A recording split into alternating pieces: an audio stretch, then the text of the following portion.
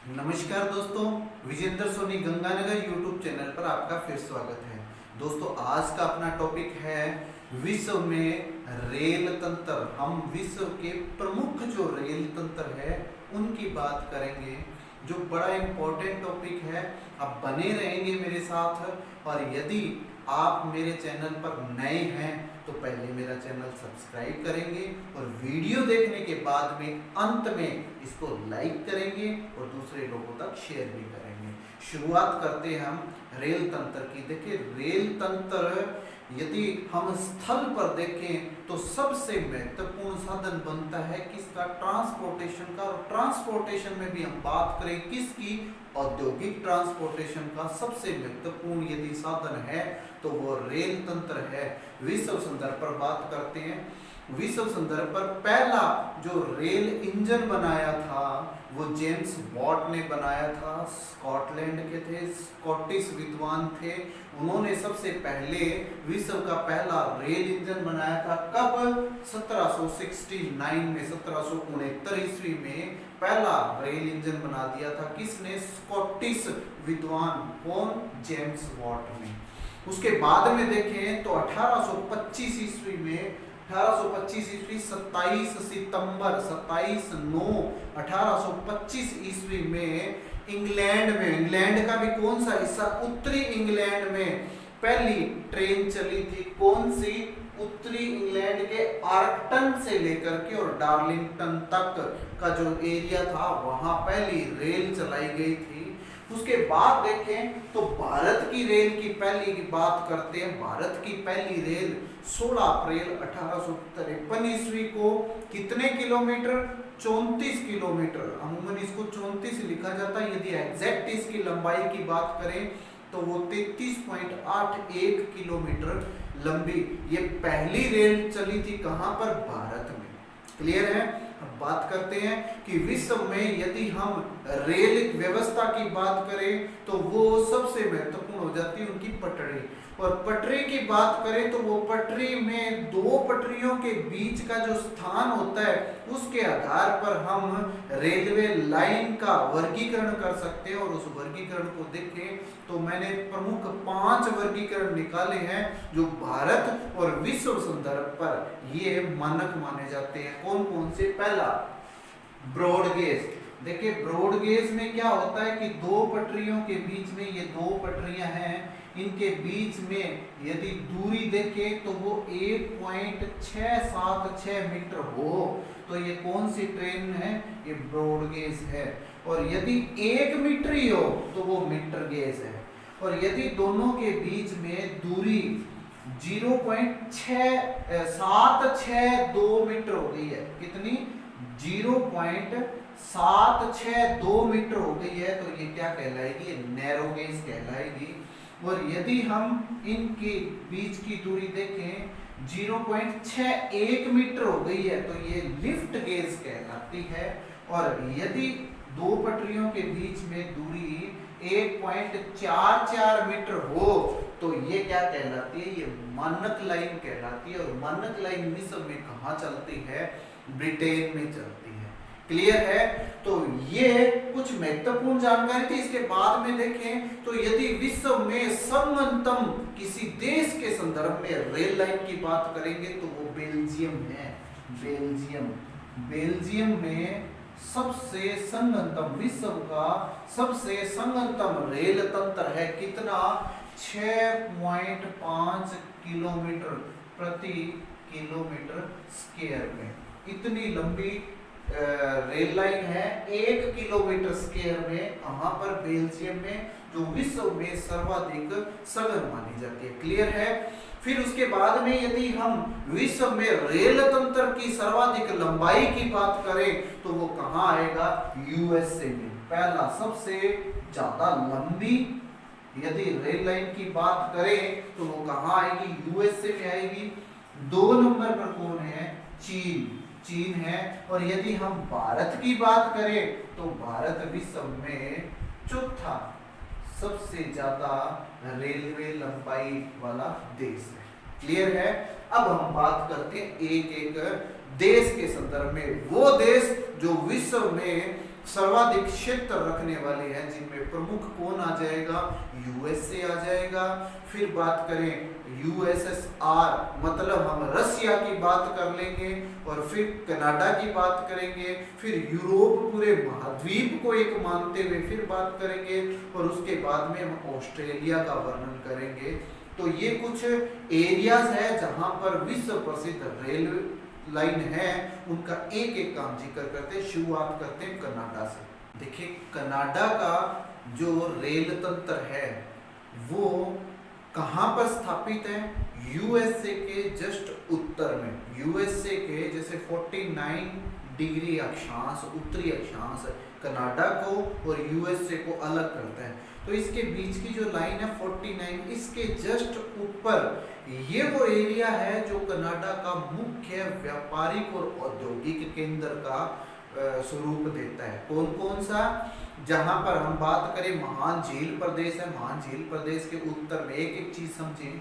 ये महान झील प्रदेश कौन कौन सी, सुपीरियर, मिशिगन, हारिल, ओंटारियो और ईरी, ये 5 झील प्रदेश है। यहाँ पर ये 5 झील प्रदेश के उत्तर में यहाँ ये जो आप देख पा रहे हैं ये वाला कौन सा है, कनाडियन पैसिफिक रेल मार्ग है। कनाडा के रेल मार्ग को मैंने 2 भागों में विभाजित कर लिया है, कनाडियन नेशनल रेलवे और कनाडियन पैसिफिक रेलवे। ये ट्रांस महाद्वीपीय रेल मार्ग का हिस्सा है। ट्रांस महाद्वीपीय क्यों कह दिया, क्योंकि उत्तरी अमेरिका महाद्वीप के एक तट से लेकर के और दूसरे तट तक इसका विस्तार है। और ज्यादा लंबा कौन सा है, कनाडियन पैसिफिक रेल मार्ग है। क्यों, इसका वर्णन देखते हैं। देखिए यहाँ जो आप हडसन की खाड़ी देख रहे हैं, इसके बाद में यदि हम तटीय रेखा पर यहाँ जाएं तो यहाँ एक द्वीप हमें दिखाई देता है जिसका नाम है न्यू फाउंडलैंड। न्यू फाउंडलैंड महासागरीय धारा जब मैंने करवाई थी तो इसका मैंने वर्णन किया था न्यू फाउंडलैंड। न्यू फाउंडलैंड से थोड़ा सा हम तट की ओर जब आते हैं तो यहाँ पर एक जगह है जिसका नाम है हैलिफैक्स। हैलिफैक्स, और ये हैलिफैक्स है कहाँ पर, अंध महासागर में है। अंध महासागर में ये हैलिफैक्स जगह है। इस हैलिफैक्स से जब हम कहां तक जाते हैं, प्रशांत महासागर के वैंकूवर तक तो कौन सा रेल मार्ग बनता है, कैनेडियन पैसिफिक रेल मार्ग, जिसकी लंबाई कितनी है, 7050 किलोमीटर है। अब इसके मुख्य केंद्र कौन कौन से हैं, देखें हैलिफैक्स से थोड़ा सा उत्तर की तरफ जाएंगे तो यहाँ पर एक औद्योगिक केंद्र आएगा जिसका नाम है क्यूबेक, बहुत बार नाम आता है इसका। जब हम इससे थोड़ा दक्षिण की तरफ आएंगे तो यहाँ पर एक केंद्र है जिसका नाम है मॉन्ट्रियल। जलवायु परिवर्तन के बारे में जब हम पढ़ते हैं, जलवायु सम्मेलन के बारे में जब हम पढ़ते हैं तो मॉन्ट्रियल सम्मेलन का नाम बहुत बार आता है। मैंने ओजोन का जब नाम दिया था किसमें, वायुमंडल में, तब इसके बारे में मैंने बताया भी था मॉन्ट्रियल के बारे में। जब हम इससे आगे की ओर चले तो यहाँ पर ओटावा राजधानी है किसकी, कनाडा की। जब हम इससे आगे जो चलेंगे तो विनिपेग विश्व में गेहूं के उत्पादन में विनिपेग का बड़ा नाम है। तो यहाँ पर ये ध्यान देने वाली बात है कि ये वाला जो एरिया है कौन सा, क्यूबेक, मॉन्ट्रियल, ओटावा, जो महान झील प्रदेश के उत्तर का हिस्सा है, ये कौन सा एरिया है, लोहे का तथा कोयले का प्रमुख उत्पादक क्षेत्र है ये वाला, यहाँ पर उत्पादन होता है। और यदि हम इस क्षेत्र की बात करें, कौन सा, विनिपेग हुआ, रेजिना हुआ, ओटावा भी हुआ, तो ये सारा एरिया हम देखेंगे तो गेहूं का उत्पादन यहाँ सबसे ज्यादा होता है, विनिपेग, ओटावा, रेजिना, इन क्षेत्रों में। तो ये क्रम से आ रहे हैं, ओटावा, विनिपेग, रेजिना, उसके बाद में कैलगरी। और यहाँ प्रशांत महासागर की तरफ जब बढ़ते हैं तो यहाँ पर एक झील है, कौन सी, विक्टोरिया झील। इस विक्टोरिया झील को पार करके और यहाँ पर एक स्थान है जिसका नाम है वैंकूवर तक इसकी लंबाई कितनी है 7050 किलोमीटर है। तो ये है कौन सा कनाडियन पैसिफिक रेल मार्ग है, जिसके मुख्य यदि व्यापारिक केंद्र की बात करेंगे तो कौन कौन से है, मॉन्ट्रियल है और क्यूबेक है। क्लियर है। इसका निर्माण कब हुआ था, इसका निर्माण उस समय हुआ था जब ब्रिटिश कोलंबिया की बात चलती थी और 1886 में एक संधि हुई थी ब्रिटेन के लोगों के द्वारा। उस संधि के अनुसार इस रेल मार्ग का निर्माण हुआ। क्लियर है। अब बात करते हैं, इसी का एक हिस्सा है कौन सा, कनाडियन नेशनल रेल मार्ग। आपने ध्यान क्या रखना है इसमें, ये ध्यान रखना है कि ये क्यूबेक से लेकर के और विनीपेग तक कौन से एरियाज आ रहे हैं इसमें, क्यूबेक, मॉन्ट्रियल, ओटावा और विनीपेग। अब यहां ध्यान देना, क्यूबेक से लेकर के मॉन्ट्रियल और यहां विनीपेग तक यही रेल मार्ग है, इसकी दोहरी लाइन है। ये रेल मार्ग सेम है कौन सा, कनाडियन पैसिफिक। लेकिन विनीपेग से ये डाइवर्ट होकर के एडमंटन होते हुए कहां तक जाता है, प्रशांत महासागर के तट पर स्थित प्रिंस रूपर्ट तक जाता है, प्रिंस रूपर्ट तक जाता है। और इसका यदि हम पूर्वी छोर देखें, पूर्वी छोर, तो वो किसी महासागरीय तट को स्पर्श नहीं करता है। उसका अंतिम छोर कौन सा है, क्यूबेक ही है। और क्यूबेक किसके रास्ते में आता है, कनाडियन पैसिफिक रेल मार्ग के रास्ते में आता है। क्लियर है। तो ये कनाडा के मुख्य रेल तंत्र था। अब बात करते हैं ऑस्ट्रेलिया के मुख्य रेल तंत्र।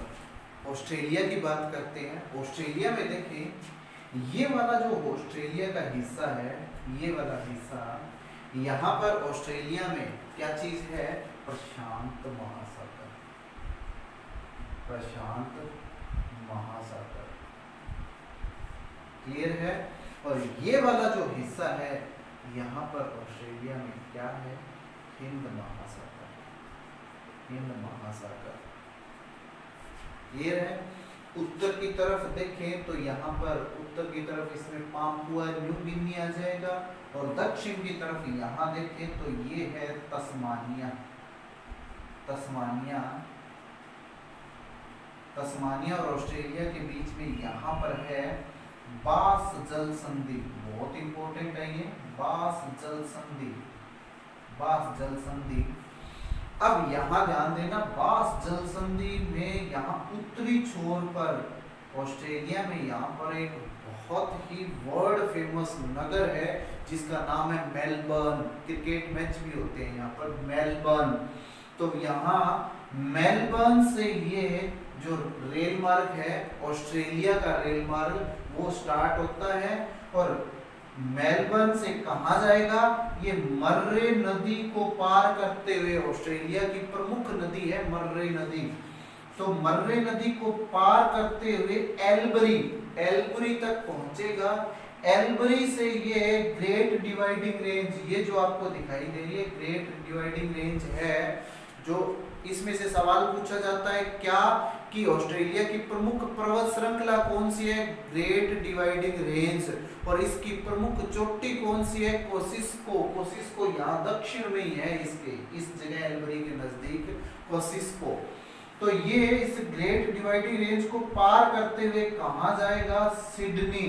अब देखना पहली बार ये किस तरफ लग रहा है, ये प्रशांत महासागर की तरफ यहाँ टच कर रहा है, फिर ये यहाँ से पुनः ग्रेट डिवाइडिंग रेंज को पार करते हुए यहाँ पर एक नदी आएगी जिसका नाम है डार्लिंग नदी। देखिए ऑस्ट्रेलिया की दो प्रमुख नदी बता दी मैंने, मर्रे और डार्लिंग। डार्लिंग नदी को पार करते हुए यहाँ पर ये जो एरिया है इसका नाम है ब्रोकन हिल्स। ब्रोकन हिल्स से ये सीधा जाएगा। अब देखना ये जो यहाँ पर ये ग्रेट ऑस्ट्रेलियन बाइट है, ये वाला दक्षिणी हिस्सा ग्रेट ऑस्ट्रेलियन बाइट, मतलब ऑस्ट्रेलिया की महान खाड़ी। इसमें ये वाली जो संरचना है इसमें ध्यान देना कि यहाँ पर दक्षिण में और एक इसके बिल्कुल उत्तर में, यहाँ पर दो पोर्ट की बात कर रहा हूँ, जो इसके यहाँ पर पोर्ट है दक्षिण में उसका नाम है पोर्ट पीरो, और जो उत्तर में पोर्ट है उसका नाम है पोर्ट अगस्ट। तो ये सीधा पोर्ट पीरो से पोर्ट अगस्त से फिर कहा जाता है फॉरेस्ट होते हुए कालगुरली और कुलगार्ली। ये याद रखना, कालगुरली और कुलगार्ली विश्व प्रसिद्ध खान है, सोना निकलता है यहाँ से। तो ये आपने भूलना नहीं है, यहाँ से होते हुए लास्ट में हिंद महासागर के तट पर कहाँ तक पहुंचती है, पर्थ तक। तो ये एक कौन सा रेल मार्ग है, ट्रांस ऑस्ट्रेलियन रेल मार्ग है, जो एक छोर से लेकर के और दूसरे छोर तक ये फैला हुआ है। अब बड़ी इंपॉर्टेंट बात ये बताता हूँ कि ऑस्ट्रेलिया का जो ये हिस्सा है, ये वाला हिस्सा है, इसको क्या नाम देते हैं, न्यू साउथ वेल्स। क्या नाम है इसका, न्यू साउथ वेल्स। और न्यू साउथ वेल्स में इस टोटल का 25% भाग फैला हुआ है। मतलब मुख्य जो इसमें अधिवास है ना, मनुष्य के अधिवास है, वो यही एरिया है जहां पर अधिवास है। कौन सा, ये वाला और ये कुछ एरिया यहीं पर अधिवास है, बाकी ये सारा कौन सा है, मरुस्थलीय क्षेत्र है। तो इसमें रेल मार्ग बनाने की आवश्यकता ही नहीं पड़ती है। क्लियर है, क्योंकि संसाधन भी यहाँ पर बहुत कम है। जैसा कि मैंने बताया था कि रेल मार्ग का मुख्य उद्देश्य क्या होता है, औद्योगिकरण। ठीक है, अब बात करते हैं अफ्रीका महाद्वीप के रेल मार्ग कौन से। अफ्रीका के रेल तंत्र को देखें तो यहाँ इस जगह पर एक देश है जिसका नाम है मिस्र। इस जगह पर मिस्र, जिसको इंग्लिश में क्या कह देते हैं, इजिप्ट। मिस्र और इजिप्ट एक ही बात है। यहाँ मिस्र से लेकर के और केपटाउन तक, यहाँ तक ये रेल मार्ग प्रस्तावित है। अभी तक उत्तरी हिस्सा और इसका दक्षिणी हिस्सा बन गया है, लेकिन मध्यवर्ती हिस्सा इसका अभी तक बना नहीं है, प्रस्तावित है। यदि ये बन जाएगा तो 14,000 किलोमीटर लंबा ये विश्व का सबसे लंबा रेल मार्ग होगा। विश्व का सबसे लंबा रेल मार्ग होगा जब ये पूर्ण हो जाएगा। तो प्रस्तावित है, अभी तक उत्तरी हिस्सा इसका बन गया और दक्षिणी हिस्सा बन गया, मध्यवर्ती हिस्सा इसका अभी तक अनकंप्लीट है, बना नहीं है। क्लियर है, तो ये तो था कौन सा, केप काहिरा। केप काहिरा मिस्र की राजधानी काहिरा से लेकर के और दक्षिणी अफ्रीका के केपटाउन तक जाता है ये रेल मार्ग। क्लियर है, अब इसके अन्य प्रमुख रेल मार्ग देखते हैं। देखिए, ये जो मध्यवर्ती भाग है ये तांबा पेट्टी का क्षेत्र है, यहाँ पर तांबे का उत्पादन होता है। कौन कौन से क्षेत्र में, अंगोला में, जाम्बिया में, जिम्बाब्वे में और बोत्सवाना में, तंजानिया में। ये तांबा बेल्ट है और मुख्य कौन सा है, अंगोला, जाम्बिया और तंजानिया। तंजानिया का नाम आपने सुना होगा, पिछली बार रीट में पूछ लिया था कि अफ्रीका की सबसे ऊंची चोटी किस राज्य में है, किस देश में है, तो वो तंजानिया था, याद आ गया होगा। तो अब देखें, अंगोला से लेकर के और जाम्बिया तक ये पहली तांबा पेट्टी है। तांबा पेट्टी की ट्रेन कहते हैं इसे। क्लियर है, दूसरा जाम्बिया से लेकर के और तंजानिया में, यहाँ समुद्र के तट पर हिंद महासागर की ओर, यहाँ पर क्या चीज है, यहाँ पर एक बंदरगाह है जिसका नाम है दार ए सलाम। तो ये दार ए सलाम तक जाती है, कहां से, जाम्बिया से तंजानिया के दार ए सलाम तक। ये दूसरी तांबा पेट्टी है, कौन सी, तंजानिया से दार ए सलाम तक। अब बात करें तीसरी ट्रेन, तो जिम्बाब्वे से बोत्सवाना तक। जिम्बाब्वे से बोत्सवाना के बीच में क्या चलती है, दक्षिणी अफ्रीकी तंत्र। ये ट्रेन चलती है, दक्षिण अफ्रीकी तंत्र बनाती है। और फिर हम स्वाने कौन सा हुआ, स्वाने का वर्तमान में नाम है प्रिटोरिया। ये दक्षिणी अफ्रीका देश के प्रिटोरिया से लेकर के और केपटाउन तक चलती है। और इस ट्रेन का नाम क्या है, ब्लू ट्रेन, बहुत इंपॉर्टेंट है ब्लू ट्रेन। तो ब्लू ट्रेन आपसे पूछ ले तो क्या बताएंगे, प्रिटोरिया से लेकर के केपटाउन तक या प्रिटोरिया ना दे करके सवाने पूछ लिया तो भी आप इसको ध्यान में रखेंगे। क्लियर है। इसके बाद हम पढ़ते हैं दक्षिणी अमेरिका महाद्वीप के रेल तंत्र। दक्षिणी अमेरिका का मैंने ये मध्यवर्ती भाग बनाया है। इसमें देखें ये जो पूरा एरिया आपको दिखाई दे रहा है ये अर्जेंटीना है, अर्जेंटीना। और इसके यदि हम इस तरफ देखें ये वाला हिस्सा ये यूरुग्वे है। यूरुग्वे कौन से हिस्से में है ये अटलांटिक महासागर, अटलांटिक महासागर की तरफ वाला एरिया, अटलांटिक महासागर की तरफ वाला एरिया। और ये एरिया कौन सा है? प्रशांत महासागर, प्रशांत महासागर की ओर वाला एरिया। अब देखें इसमें ये यूरुग्वे और अर्जेंटीना के बीच में ये भाग जो आपको अंतर्वर्ती दिखाई दे रहा है ये खाड़ी की तरह है, खाड़ी है ये। और इसको क्या कह देते हैं? रियो डी ला प्लाटा। इसका नाम क्या है? रियो डी ला प्लाटा। और ये कौन सा क्षेत्र है? बड़ा इंपॉर्टेंट है। ये जो दक्षिणी अमेरिका में प्राना और पराग्वे नदियां बहती है वो बहती हुई अपना जल यहीं पर लेकर के जाती है। देखिए दक्षिणी अमेरिका में दो प्रमुख अपवाह तंत्र है, तो प्राना पराग्वे का और एक कौन सा? अमेजन नदी का। अमेजन नदी का जल किस तरफ जाएगा? अंध महासागर की ओर, ऊपर की ओर गिरेगा। और ये प्राना पराग्वे का जल कहाँ गिरेगा? रियो डी ला प्लाटा इस तरफ गिरेगा। तो यहीं पर इस जगह पर यहाँ पर एक क्षेत्र है जिसका नाम है ब्यूनस आयर्स। अर्जेंटीना की राजधानी है ब्यूनस आयर्स। यहाँ ब्यूनस आयर्स ये याद रखना, थोड़ा सा ये डिस्क्रिप्शन देख लेते हैं कि यूरुग्वे से ऊपर यहाँ पर कौन सा देश आ गया? ब्राजील। ब्राजील के इस तरफ अर्जेंटीना के उत्तर में यहाँ पराग्वे और यहाँ पर बोलीविया। और इस तरफ देखें तो ये भाग कौन सा आ गया? चिली का, चिली का हिस्सा आ गया। ये चिली का हिस्सा है। और ये जो मैंने दिखाया है यहाँ पर ये है एंडीज पर्वत श्रृंखला। क्लियर है। अब देखिए ब्यूनस आयर्स से लेकर के और जब हम इस तरफ बढ़ते हैं तो ब्यूनस आयर्स किसका हिस्सा? अर्जेंटीना की राजधानी अर्जेंटीना। तथा ये कौन सा एरिया आ गया? चिली। अर्जेंटीना से चिली तक विस्तृत है। और अर्जेंटीना के ब्यूनस आयर्स से लेकर के और चिली के वालपरेजो तक ये रेल मार्ग जाता है। इसकी लंबाई कितनी है? 1440 किलोमीटर इसकी लंबाई है। अब यहाँ पर विशेष बात क्या है?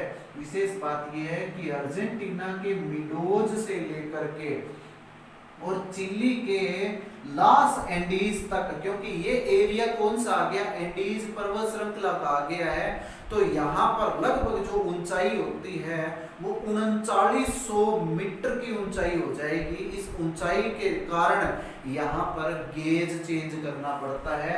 और ये कहां से कहां तक? मिडोज से लॉस एंडीज तक यहाँ गेज चेंज करना पड़ता है। और इसी के बीच में यहाँ पर एक दर्रा आता है जिसका नाम है उस्पलाटा दर्रा। कहां पर है? एंडीज पर्वत श्रृंखला में 3900 मीटर की ऊंचाई पर है। क्या नाम है इसका? उस्पलाटा दर्रा। तो इस उस्पलाटा दर्रा को पार करते हुए ये कहां तक जाती है? वालपरेजो तक। क्लियर है। वालपरेजो कहां? चिली में। देखिए चिली की जो राजधानी है वो तो है सैंटियागो, यहाँ पर है इस जगह पर। इस राजधानी से थोड़ा उत्तर की ओर जाते हैं तो यहाँ पर क्या चीज है? वालपरेजो है। तो ये प्रमुख रेल मार्ग है किसका? दक्षिणी अमेरिका महाद्वीप का। इसका मुख्य काम क्या है? देखें अर्जेंटीना मुख्य क्या उत्पादन करता है? गेहूं का उत्पादन करता है। यहाँ पर उरुग्वे और ब्राजील की बात करें तो ये कौन सा एरिया आ गया? कॉफी के उत्पादन का। कॉफी का उत्पादन यहाँ सब जगह होता है। तो कॉफी के उत्पादन और गेहूं के उत्पादन में जो परिवहन की आवश्यकता पड़ती है तो उस परिवहन का मतलब इनका यदि औद्योगिकरण होगा और विश्व तक पहुंचाएंगे तो ये कौन सा मार्ग इसको सप्लाई करेगा? ये मार्ग जो कहां से कहां तक जाता है? ब्यूनस आयर्स से लेकर के और वालपरेजो चिली तक जाता है। क्लियर है। अब बात करते हैं यूएसए के प्रमुख रेल मार्ग। यूएसए उत्तरी अमेरिका महाद्वीप में देखें तो यूएसए का प्रमुख स्थान है। देखें विश्व में जो रेल मार्ग के लंबाई के आधार पर हम वर्णन करें तो पहले नंबर पर यूएसए का स्थान है। सबसे ज्यादा रेल मार्ग यूएसए में है, दूसरे पर चीन है, तीसरे पर रूस है, चौथे पर भारत है। अब यूएसए में सबसे ज्यादा क्यों है, मैंने ये मुख्य रेल तंत्र जो मुख्य रेल लाइन है उनका यहाँ पर वर्णन करने का ये डायग्राम बनाया है। अब देखते हैं कि यूएसए में क्यों है। सबसे पहले मैं पूरे यूएसए को 3 रेल तंत्र में बांट लेता हूँ, जिसको क्या कह देते हैं, अंतर महाद्वीपीय रेल मार्ग कहते हैं। ये क्या करता है कि उत्तर, मध्यवर्ती और दक्षिणी यूएसए को 3 बड़े रेल तंत्र प्रदान करता है, जिसका उत्तरी वाला हिस्सा उत्तरी अंतर महाद्वीपीय रेल मार्ग, फिर मध्य वाला मध्यवर्ती अंतर महाद्वीपीय रेल मार्ग और दक्षिण वाला दक्षिणी अंतर महाद्वीपीय रेल मार्ग। ये इसके नाम है। सबसे जो महत्वपूर्ण है वो उत्तरी अंतर महाद्वीपीय रेल मार्ग है, जो कहां से कहां तक जाता है, जो न्यूयॉर्क से लेकर के और सिएटल तक जाता है, सिएटल तक। क्लियर है? अब इसकी चर्चा करेंगे, लेकिन उससे पहले यूएसए में क्या चीज है ये देखिए। यूएसए के उत्तरी हिस्से में देखें तो कनाडा आ जाएगा। कनाडा और यूएसए के बीच में 5 झील प्रदेश आते हैं, जो क्रमशः कौन से हैं, ये सुपीरियर झील याद रखना, सुपीरियर झील, ये मिशिगन, इस पर सवाल पूछा जाता है क्या कि वो कौन सी झील है जो केवल यूएसए में है। 5 झील प्रदेश में केवल यूएसए में मिशिगन ही है। फिर यहाँ पर हारोन, यहाँ पर ईरी और ये ओंटारियो, ये 5 झील प्रदेश है। अब यहाँ पर ध्यान रखना, 5 झील प्रदेशों में से कुछ चीजें हैं जो मैं बताऊंगा, बड़ी इंपॉर्टेंट है। यदि हम यूएसए के इस दिशा में देखें, कौन सी दिशा, ये पूर्व दिशा, यदि हम इसके पूर्व दिशा में देखें तो यहाँ क्या आ जाएगा, अंध महासागर आ जाएगा। और यूएसए के यदि हम पश्चिम दिशा में इस तरफ देखेंगे तो क्या आ जाएगा, प्रशांत महासागर।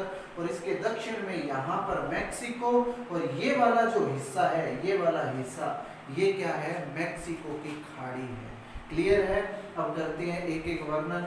यहाँ देखें सिएटल मैंने बताया था, ये कनाडा का हिस्सा है। कनाडा और यूएसए में यहाँ पर ये वाला एक छोटे छोटे द्वीपों की भरमार है, यहाँ पर बहुत छोटे छोटे द्वीप है, तो इसको पूर्णतः खाड़ी भी नहीं कह सकते।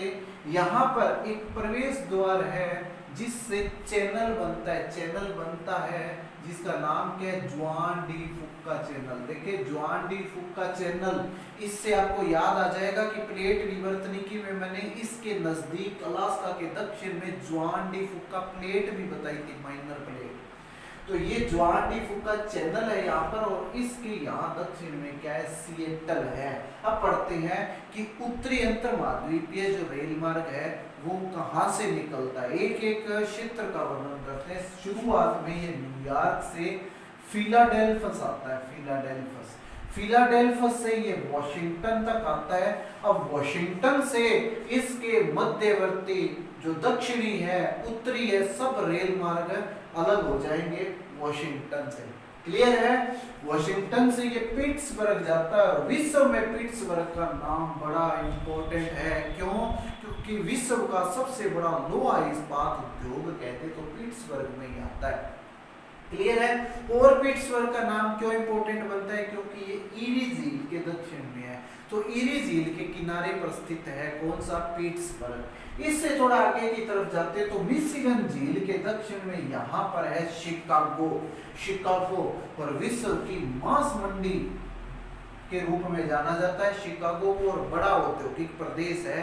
अब शिकागो से देखना कि मध्यवर्ती रेल मार्ग और उत्तरी रेल मार्ग ये दोनों विभाजित हो जाएंगे, अलग अलग दिशा में चले जाएंगे।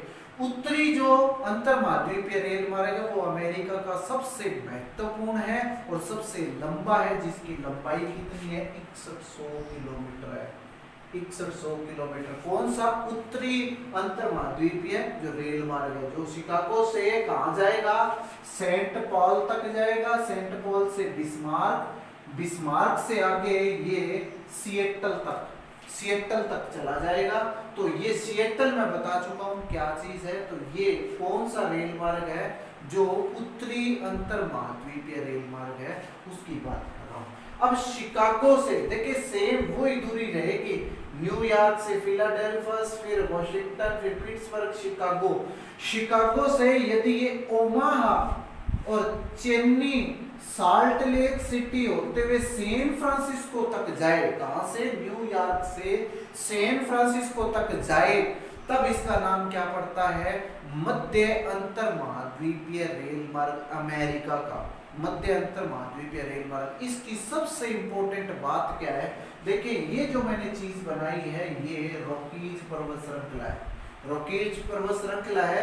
रॉकीज पर्वत श्रृंखला के यहाँ पर चेन्नई और ये साल्ट लेक सिटी, चेन्नई और साल्ट लेक सिटी के बीच में एक दर्रा आता है, इस दर्रे को पार करते हुए ये रेल मार्ग निकलता है। इस दर्रे का नाम है इनांस दर्रा, इनांस दर्रा याद रखना है, बड़ा इंपॉर्टेंट है इनांस दर्रा। क्लियर है? अब हम दक्षिण की बात करते हैं कि दक्षिण अमेरिका में क्या है। देखिए वॉशिंगटन से ये दक्षिण की ओर मुड़ता हुआ अटलांटा तक आता है, अटलांटा से मोंटगोमरी से ये दो भागों में विभाजित हो जाता है, उत्तर की ओर डल्लास और दक्षिण की ओर न्यू ऑरलियंस। और न्यू ऑरलियंस कहाँ है, मैक्सिको की खाड़ी के उत्तर में स्थित है, जलीय भाग से संबद्ध है। तो यहाँ से डल्लास और न्यू ऑरलियंस क्षेत्रों से दोनों कहां पर, एल पासो में जा करके दोनों वापिस एक हो जाते हैं और एल पासो से रॉकीज को पार करते हुए ये कहां तक पहुंचते हैं, लॉस एंजल्स तक पहुंचते हैं। और लॉस एंजल्स की बात करें तो ये विश्व में किस लिए प्रसिद्ध है, आपने नाम सुना होगा हॉलीवुड फिल्म के लिए। तो हॉलीवुड फिल्म उद्योग के लिए ये क्या है, लॉस एंजल्स फेमस है। तो ये थे कौन से, अमेरिका के तीन जो बहुत इंपॉर्टेंट रेल मार्ग है उनका वर्णन। अब करते हैं यूरोप का जो मोस्ट इंपॉर्टेंट रेल मार्ग है उसकी बात।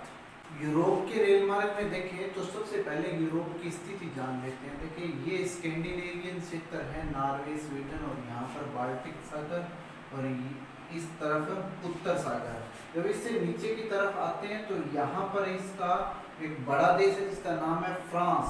फ्रांस की राजधानी पेरिस से स्टार्ट होता है यूरोप का मुख्य रेल मार्ग जिसका नाम है ओरिएंट एक्सप्रेस। बड़ा इंपॉर्टेंट है, इस नाम से पूछ लिया जाता है कि कहां पर ये स्थित है, किस जगह पर स्थित है, कहां से कहां तक जाता है।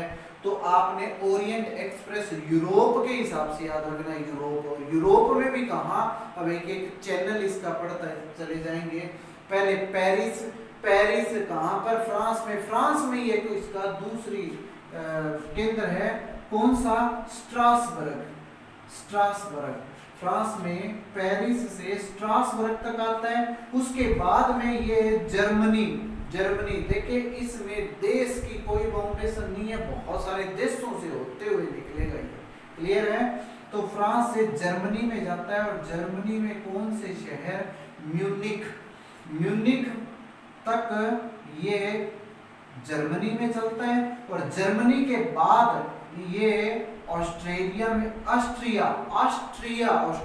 नहीं बोलना है, ऑस्ट्रिया में प्रवेश कर जाता है। और ऑस्ट्रिया की राजधानी कौन सी, वियना के बाद ये हंगरी। वियना मतलब ऑस्ट्रिया का पड़ोसी देश है हंगरी में ये प्रवेश कर जाता है। हंगरी की राजधानी कौन सी, बुडापेस्ट होता हुआ ये कहां चला जाता है, सर्बिया का शहर कौन सा, बेलग्रेड से ये कहां जाएगा, सोफिया कहां पर है, बुल्गारिया में, और बुल्गारिया के सोफिया से होते हुए ये कहाँ चला जाता है, तुर्की के इस्तांबुल तक जाता है। देखिए पेरिस से इस्तांबुल तक इसका विस्तार है। बहुत सारे देश इसके रास्ते में आते हैं जो मैंने अभी बताए हैं। अब यूरोप का थोड़ा सा वर्णन इसमें और देख लें। यहाँ पर देखिए पुर्तगाल है, ये स्पेन है, स्पेन के जब हम स्पेन और फ्रांस और इटली इनके बीच में ये क्षेत्र में जाते हैं तो यहाँ पर लायन की खाड़ी है, लायन की खाड़ी, ठीक है। और फिर उसके बाद में यहाँ से ये लटकता हुआ भूमध्य सागर में एक देश दिखेगा जिसका नाम है इटली। इटली के पूर्व दिशा में एड्रियाटिक सागर है, इटली के पूर्व दिशा में एड्रियाटिक सागर है। और यहाँ पर देखेंगे तो ये इटली लगभग यहाँ से क्या कर देता है, क्लोज कर देता है। तो ये सागर जैसे मैंने ये गल्फ की आकृति बताई थी, गल्फ की आकृति का है ये सागर, एड्रियाटिक सागर। फिर इसे बाहर निकलते हैं तो इयोनियन सागर आता है, इयोनियन सागर। सामान्यतः ये नजर में आता नहीं है, ध्यान में रखना। इयोनियन सागर कहाँ पर है, इटली के दक्षिण में स्थित है, इटली के दक्षिण में इयोनियन सागर। फिर इससे जब हम ग्रीस की तरफ बढ़ते हैं, यूनान की तरफ बढ़ते हैं, तो यहाँ पर यूनान के इस तरफ, यूनान के पूर्व दिशा में हमें एक सागर मिलेगा जिसका नाम है एजियन सागर। एजियन सागर बहुत इंपॉर्टेंट है, एजियन सागर। एजियन सागर से हम उत्तर की तरफ जाएंगे तो यहाँ पर एक छोटा सा देश आएगा यूरोप का, और एक बड़ा देश उसी का ही एक भाग, बड़ा देश एशिया का, मतलब वो एशिया में और यूरोप में दोनों में विस्तृत है। नाम है तुर्की। तुर्की, तुर्की के इस्तांबुल। मैंने ये इसका अंतिम बिंदु बताया था कि इसका ओरिएंट एक्सप्रेस का जो पेरिस से लेकर के इस्तांबुल तक आता, तो इस्तांबुल तुर्की का हिस्सा है। क्लियर है। अब ये तुर्की तक जाता है, कौन सा, ओरिएंट एक्सप्रेस। क्लियर है। अब इसके बाद देखते हैं most important Trans Siberian rail मार्ग। ठीक है, ट्रांस साइबेरियन रेल मार्ग, ट्रांस साइबेरियन रेल मार्ग, ये विश्व का सबसे लंबा रेल मार्ग है। क्योंकि जो मैंने अफ्रीका का बताया था, अफ्रीका का 14,000 किलोमीटर लंबा, वो अभी तक बन के तैयार हुआ नहीं है। और इसकी लंबाई कितनी है, 9,560 किलोमीटर है, तो ये सबसे लंबा है। इसका निर्माण प्रारंभ हुआ था 1891 ईस्वी में, 14 साल इसको लग गए बनने में, और 1905 ईस्वी को ये बन करके तैयार हो गया था। और 1995 से एक बहुत बड़ा इसमें परिवर्तन हुआ था कि इसकी जो लाइन है वो लाइन दोहरी लाइन में कन्वर्ट कर दी गई थी, दोहरी लाइन में, दोहरी लाइन में कन्वर्ट कर दी गई है। अब आने का और जाने की लाइन अलग अलग है, इसमें दोहरी लाइन में कन्वर्ट कर दिया है। इतना लंबा रेल मार्ग है, कहाँ से कहाँ तक जाता है, तो ये सेंट पीटर्सबर्ग, जो कि कहाँ पर है, फिनलैंड की खाड़ी के नजदीक है। फिनलैंड यहाँ पर देश है, बाल्टिक सागर के नजदीक। तो यहाँ से ये स्टार्ट होता है, और जब पूर्व दिशा की ओर बढ़ते बढ़ते ये कहाँ तक चला जाता है, ये प्रशांत महासागर के किनारे तक चला जाता है। प्रशांत महासागर के किनारे तक चला जाता है। प्रशांत महासागर का किनारा कौन सा, देखिए ये चीन है, चीन के यहाँ पर इस तरफ उत्तरी कोरिया, तो उत्तरी कोरिया के थोड़ा सा उत्तर दिशा में यहाँ तक व्लादिवोस्टॉक है, व्लादिवोस्टॉक तक चला जाता है। ये कितना लंबा है, 9,560 किलोमीटर लंबा। इसके क्षेत्र में आने वाले स्टेशन कौन कौन से हैं, देखिए उससे पहले ये रूस के यहाँ दक्षिण में ये कजाकिस्तान, ये मंगोलिया और ये चीन, ये प्रमुख देश है रूस के दक्षिण में। तो यहाँ से देखिए सेंट पीटर्सबर्ग से ये मास्को जाता है, मास्को, और मास्को क्या है, रूस की राजधानी। फिर मास्को से ये कजान, कजान से ट्यूमेन, ट्यूमेन से ओमस्क, ओमस्क से नोवोसिबिर्स्क और नोवोसिकुज्नेत्स्क यहाँ तक जाता है। उसके बाद में ये बिल्कुल मंगोलिया के उत्तर में, मंगोलिया के उत्तर दिशा में रूस का यहाँ पर एक क्षेत्र है जिसका नाम है इर्कुटस्क। इर्कुटस्क के से होते हुए चित्ता, और चित्ता क्या है, रूस का एक प्रमुख कृषि क्षेत्र है, कृषि क्षेत्र। तो चित्ता होते हुए ये कहाँ तक जाता है, यहाँ चाइना के नजदीक ये वाला हिस्सा जिसका नाम क्या है, खाबरोवस्क। खाबरोवस्क से होते हुए ये अंत तक वहां तक चला जाता है, व्लादिवोस्टोक तक चला जाता है। तो ये है ट्रांस साइबेरियन रेल मार्ग, जो विश्व का सबसे लंबा रेल मार्ग है। क्लियर है। अब भारत के सबसे लंबे रेल मार्ग की बात हम विस्तृत से तो करेंगे भारत के भूगोल में जब परिवहन करवाऊंगा तब, लेकिन उसका नाम क्या है, हिमसागर एक्सप्रेस। क्लियर है, हिमसागर एक्सप्रेस आप याद रखेंगे।